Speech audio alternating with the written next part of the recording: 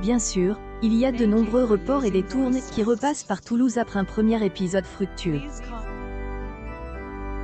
Mais les nouveautés en matière de spectacle se portent aussi très bien, tout au moins pour les artistes solidement installés ou forts sur les réseaux sociaux.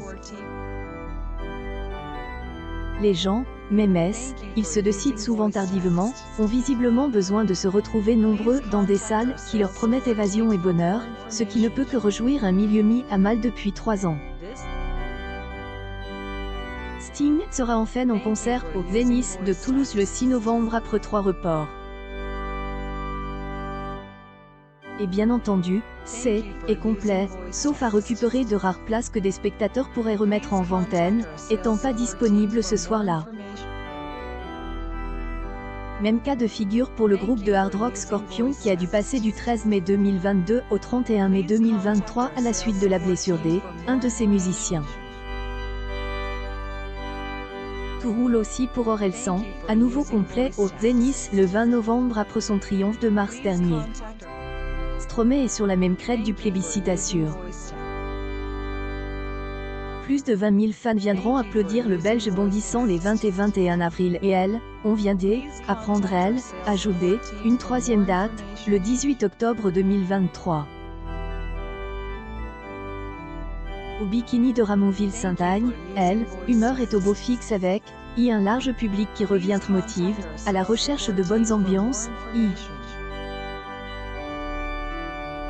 Et est ainsi que la salle de 1500 places annonce déjà complet les concerts de Modera, le 5 novembre, Gazo le 17, Vitalik le 3 décembre, ainsi que Ibrahim Mahalouf le 6, Vianney le 9 et Big Flo.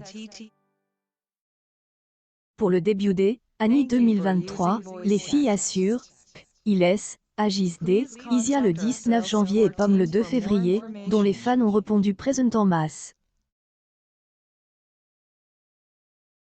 Absolu de automne, le concert de Dorcure, le 13 novembre, au Zénith, fera bien le plein avec 10 500 spectateurs. Les de billets sont encore à vendre. Même situation favorable pour Julien Dor, le 18 novembre, dans une configuration de la salle à 7000 places, qui ont presque toutes trouvé preneur, comme ce fut le cas en mars dernier. Après la sortie mirobolante de son nouvel album, Mauvais Ordre, l'homme pâle sera sans doute un des hommes forts des tournes en 2023. Son Zénith à 11 000 places, est déjà quasiment rempli alors qu'il est programme que le 16 mars. No affole à nouveau les compteurs.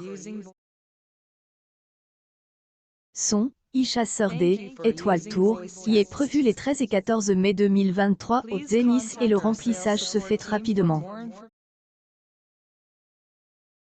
Bikini, il faut urger ciel, on veut voir Chinese Men le 28 octobre, Tilassine le 18 novembre, Naaman le 19 et improbable groupe de métal mongol, le 20.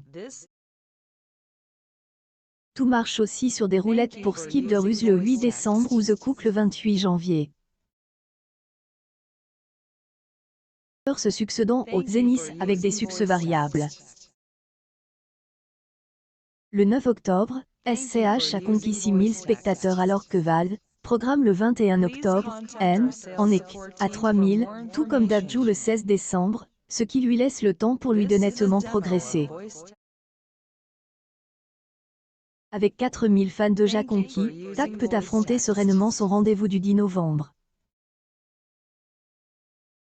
Dans le registre des musiques dites urbaines, ici, Matinees de romance, Vita.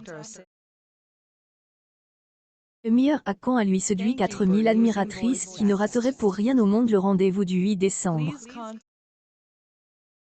Tout le monde en parle, tout le monde les aime mais ils ne sont pas encore dans la catégorie des super lourds, il y a même de blinder les Zénith.